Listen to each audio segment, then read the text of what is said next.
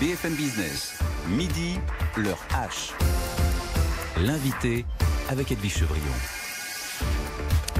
Notre invité, vous le connaissez bien, c'est Patrick Artus, membre du Cercle des économistes et chef économiste chez Natixis. Et puis, quelqu'un très actif sur Twitter. Merci d'être avec nous, Patrick Artus. Vous étiez venu, du reste, il y a quelques semaines, nous présenter votre dernier opus sur 40 ans d'austérité salariale, comment en sortir. Il faut préciser que ce n'est pas en France, les augmentations de salaire. C'est pas éventuellement aux États-Unis, mais vous dites qu'en France, c'est pas la peine. On va y revenir. Il y a beaucoup de thèmes que je voudrais traiter avec vous aujourd'hui, ou de questions du moins. Mais d'abord, je ne sais pas si vous avez entendu l'ambassadeur d'Allemagne à Paris, donc Nicolas Meyer-Landrue, qui est très proche d'Angela Merkel, qui a aussi travaillé beaucoup avec les équipes d'Emmanuel Macron. Lui, quand on parle de la dette, est-ce qu'il faut effacer la dette liée au Covid? Est-ce qu'il faut, la Banque Centrale Européenne doit sortir son crayon et sa gomme? Ils disent, mais c'est même pas un débat chez nous, ça n'existe pas. De toute manière, les effacements de dette, c'est plutôt pour des pays en voie de développement, comme en Afrique, qui n'ont pas les moyens de rembourser ces dettes. C'est quand même très étonnant de voir la fracture qui existe entre la France et l'Allemagne. Oui, ça prouve qu'il faut encore faire de la pédagogie. Alors, effectivement, il y a un certain nombre d'économistes qui suggèrent d'annuler les dettes détenues par la BCE. Ce qui serait une bêtise sans nom.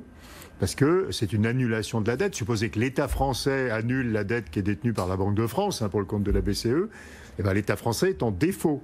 Et c'est la panique sur les marchés financiers. Oui, mais là, ça ne serait pas le cas. Non, mais donc il ne faut pas annuler les dettes détenues par les banques centrales. Après, ce qu'il faut comprendre, c'est que si la BCE achète de la dette publique, en ce moment, la BCE achète, je dis la BCE, mais pour nous, c'est la Banque de France, pour les citer la Banque d'Italie, mais enfin, disons BCE. Si la BCE achète en ce moment toutes les dettes publiques émises par les pays, et si elle les garde dans son bilan, ces dettes sont de fait annulées. C'est comme si elles étaient annulées. Donc on ne va pas s'ennuyer à les annuler pour de vrai, alors qu'elles sont annulées. Pourquoi elles sont annulées? On a parlé avec Aurore Laluc, justement, c'est 2320 milliards. Bon. Mais elles sont annulées parce que, je prends l'exemple de la France. L'État français fait un déficit, il émet de la dette. La dette est achetée par la Banque de France. La Banque de France rend ses profits à l'État français. Et donc, quand l'État français verse des intérêts à la Banque de France sur la dette qu'elle détient, la Banque de France les rend à l'État. Donc la dette, elle est gratuite. Et si la Banque de France garde cette dette dans son bilan et ne la ressort pas de son bilan, elle n'a jamais à être remboursée.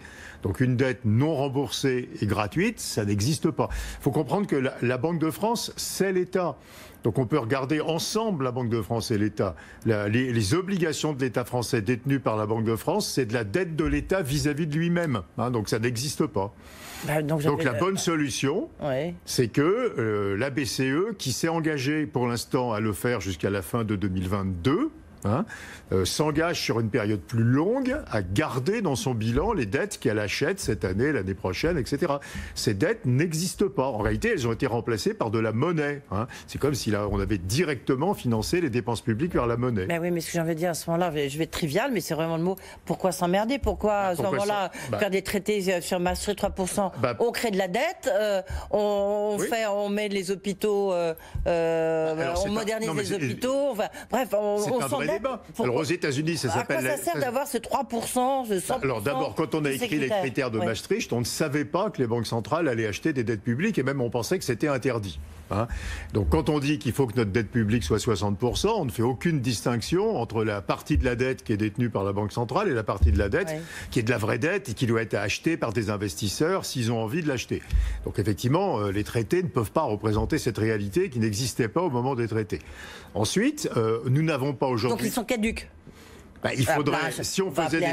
Oui, mais à nouveau, la BCE a garanti qu'elle allait garder sur son bilan les dettes qu'elle a achetées jusqu'à la fin de 2022. Elle n'a pas dit jusqu'à la fin des temps. Donc si en 2023, elle revend les dettes qu'elle a achetées, là, elle les remet sur le marché et il faut trouver des investisseurs qui veuillent bien la détenir et probablement ça fait monter les taux d'intérêt. Mais si une banque centrale achète les dettes publiques lorsqu'elles sont émises et de façon irréversible, en réalité, il n'y a pas d'émission de dette, il y a de la création monétaire. Alors pourquoi on s'en prive? On s'en prive parce que la création monétaire, ça a quand même de graves inconvénients. Si la création monétaire n'avait aucun inconvénient, on n'aurait aucune raison de se priver, de s'en priver. C'est ce qui s'appelle comme théorie la théorie monétaire moderne. Il y a une école de pensée qui travaillait avec Bernie Sanders aux États-Unis qui expliquait qu'il fallait faire n'importe quel déficit public nécessaire pour être au plein emploi et le financer par la création de monnaie. Comme ça, il n'y avait pas de problème de financement par la la dette. Et on se fait rattraper par la patrouille quand? On se fait rattraper. Quelle patrouille? Alors la patrouille, c'est plus l'inflation au sens traditionnel, ça, on sait que ça marche plus depuis 40 ans. La patrouille, c'est les prix des actifs. Par exemple, on est en train de fabriquer une bulle immobilière. On va avoir une bulle immobilière. Dès qu'il y aura un peu de confiance sur la maladie, on aura une bulle sur les actions, il y aura une bulle sur les pays émergents. La patrouille, c'est les bulles. Et donc, c'est une forme de taxe. Les jeunes paieront plus cher les appartements qu'ils devront acheter. Déjà qu'ils sont chers, qu'est-ce que ça va être? Ils seront encore plus chers dans 5 ans, parce que là, on a mis tout ce qu'il fallait. Vous créez une inondation monétaire. Tant qu'on est très inquiet, personne n'en fait rien de cette monnaie. Elle est gardée sous forme de monnaie. Dès qu'il y aura un peu de confiance, cette monnaie va être réinvestie, par exemple en immobilier, et on va avoir une hausse extrêmement forte des prix de l'immobilier.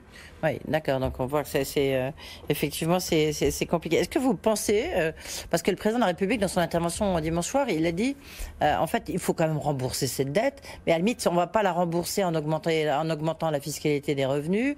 On va en fait produire de l'activité. On va travailler plus, on va produire plus, et ça va permettre donc de générer de la richesse qui servira à rembourser ces dettes. Est-ce que c'est un processus qui peut marcher? Oui, non, ça a du sens. Là, on a à l'esprit, par exemple, la nouvelle dette européenne. On espère qu'on aura ces fameux 750 milliards, que ce sera finalisé. Oui. Cette dette européenne, elle ne finance pas des trous dans les comptes courants des États. On va pas financer avec ça. Oui, puis en plus, pour la France, c'est 30 milliards, c'est pas énorme. Hein. Oui, mais enfin, on va pas financer avec ça le déficit de la sécurité sociale ou des salaires de fonctionnaires. On va financer des investissements. Et mettez-vous même dans le cas le pire, où la BCE arrête totalement sa politique. Donc elle achète plus les dettes. Donc l'Europe émet de la dette sur les marchés et finance de la transition énergétique, de l'agriculture biologique, de la santé, etc. L'Europe paierait un taux d'intérêt extraordinairement bas. Si elle se finance même à 30 ou à 50 ans, elle paierait moins de 1%. Tous ces investissements rapportent plus de 1%. Et la transition énergétique, ça rapporte plus de 1%. Investir dans la voiture du futur, ça rapporte plus de 1%. Investir dans le médicament, ça rapporte plus de 1%. Donc Macron a complètement raison. On a très mal compris cette phrase. Je ne pense pas du tout qu'il voulait dire qu'il faudrait changer les 35 heures. Il voulait dire qu'il fallait faire des dépenses publiques qui fabriquaient des investissements dont la rentabilité était supérieure au coût de la dette. Et c'est absolument ça que veut faire la Commission européenne. Moi, j'ai l'impression quand même qu'on a complètement changé de logiciel, Patrick Artus. C'est-à-dire qu'on sort d'une période avant où on nous disait il faut une réforme des retraites parce qu'il n'y a plus suffisamment d'argent, il faut une réforme sur l'assurance chômage parce qu'on a un vrai problème sur le coût, le déficit de l'UNEDIC. Je prends les exemples français, etc. etc. Et qu'aujourd'hui, on découvre que finalement, tout ça n'a pas beaucoup d'importance. Non. Si, je crois que si. Je pense qu'il y a deux distinctions à faire. Il y a dans les crises. Dans les crises, il est parfaitement légitime que les banques centrales monétisent tous les déficits publics parce qu'il faut donner aux États les moyens de faire n'importe quel déficit public qui est nécessaire. Sans la BCE, on ne ferait pas 11,5% du PIB de déficit public en France cette année et les Italiens encore moins 10%. Donc ça permet aux États d'avoir les mains libres dans les crises. Et puis dans les régimes normaux, en dehors des crises, ce qu'il faut vraiment distinguer, c'est des déficits publics qui viennent à nouveau des déficits courants de l'État. Et là, il n'y a aucune raison, ni que ça soit financé par la dette, ni que ça soit financé par la Banque centrale, et des déficits publics structurels qui viennent de politiques d'investissement, et qui peuvent être financés par la dette, et qui peuvent même être monétisés par les banques centrales de façon durable. Parce que ces déficits-là fabriquent du revenu plus tard. Donc on voit se dessiner en fait une régulation totalement nouvelle de la politique budgétaire en Europe. Au lieu d'avoir le 3%, le 0,5% et le 60% qui n'ont plus aucun sens aujourd'hui, on va se dire, ce qu'on fait dans les récessions, c'est pas la même chose que ce qu'on fait dans les périodes de croissance. On a commencé, mais on n'est pas assez loin. On va se dire, les banques centrales, dans les récessions, elles permettent de faire des déficits publics indolores, mais il n'est pas question qu'elles fassent ça avec les déficits publics qu'on garderait dans les périodes de croissance. Donc on sent venir que si on en avait les moyens, on changerait complètement la réglementation budgétaire en Europe. Oui. Donc, voilà, il y a une prise de conscience, j'ai envie de dire, c'est presque la première fois qu'on en prend avec vos sauf propos, que le déficit du système de retraite, c'est un très mauvais exemple parce que personne ne suggère de le financer. En réalité, il ne faudrait pas le financer par la dette ni par la monétisation par la Banque centrale. Il faudrait le financer par quoi? Par les impôts. Du déficit courant. Mais par contre, si vous investissez dans la rénovation de l'habitat, là c'est de l'investissement, ça économise de l'énergie, et là vous avez droit et à la dette et à la Banque centrale normalement. Justement, alors, il y a une étude qui montre que le niveau de vie des retraités est de 105% de celui, au-delà de 105% de celui de l'ensemble de la population qui, elle, avec la crise, les revenus, donc ils vont passer à 110% fin 2020. On a envie de dire... il faut donc taxer les retraités, non? Peut-être une hausse de la CSG, la CSG. Oui, j'aime pas du tout la façon de prendre ça. Il y a évidemment... oui, mais si on voit que le revenu des retraités a augmenté pendant la crise... Vous avez une autre solution, c'est de monter les revenus de ceux qui ont perdu, plutôt que de baisser les revenus de ceux qui n'ont pas perdu. Ouais. Non, il y a des populations protégées. Population protégée, c'est les salariés du secteur public, les retraités, les CDI en gros dans les entreprises, à part les quelques entreprises très en difficulté. Et puis il y a des personnes pas protégées du tout, c'est ceux qui finissaient un CDD, c'est ceux qui finissaient de l'intérim, c'est les jeunes qui rentrent sur le marché du travail, c'est les artisans, c'est les intermittents, les saisonniers. Donc vous savez, chez les économistes, on parle d'insiders et d'outsiders. Donc on a des insiders très protégés, des outsiders très peu protégés. Ouais. Mais donc... alors il y a une tentation française, chaque fois qu'on observe ça, c'est il n'y a qu'à taxer les insiders. Ouais. Bon, il y aurait peut-être quelque chose de plus intelligent à faire qui serait de protéger mieux les outsiders. Par exemple, on pourrait étendre la protection, le filet de sécurité, comme on dit, à plus de population. Il y a des gens qui n'ont aucun revenu depuis 4 mois. Alors que si vous êtes CDI dans une entreprise normale, au pire, vous avez eu le chômage partiel à 85%.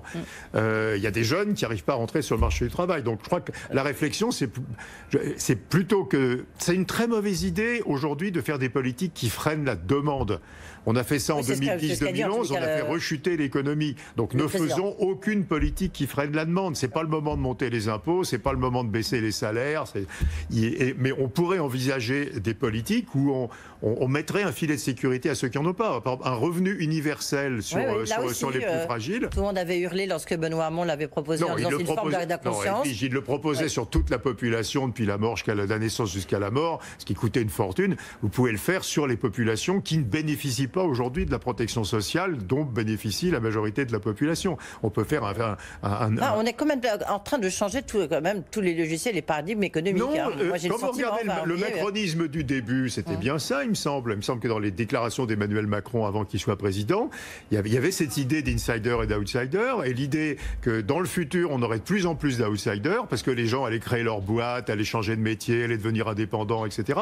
Et qu'il fallait réformer la protection sociale pour qu'elle couvre aussi les outsiders. Je pense qu'on revient au macronisme, en fait, si on fait ça, cette extension du filet de sécurité sociale.